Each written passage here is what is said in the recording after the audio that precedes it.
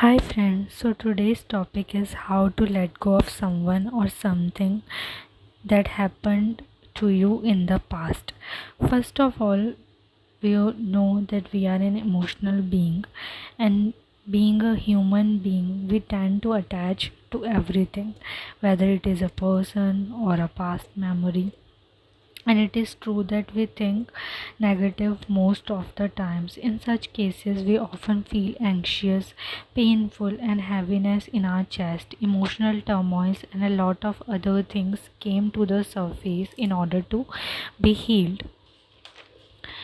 So you can easily cope up with all of these emotions once we realize that we have immense potential, immense power, and inner strength to overcome anything we want to.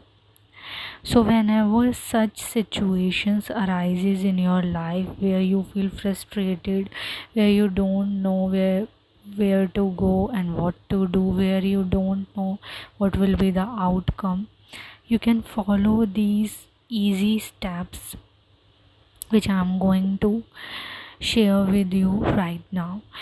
So the first point is you should better take a step back from your situation.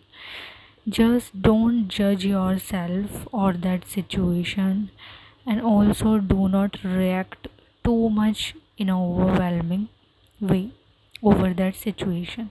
Just take some deep breaths and dive deeper inside of yourself to view that what feelings you are feeling over that situation.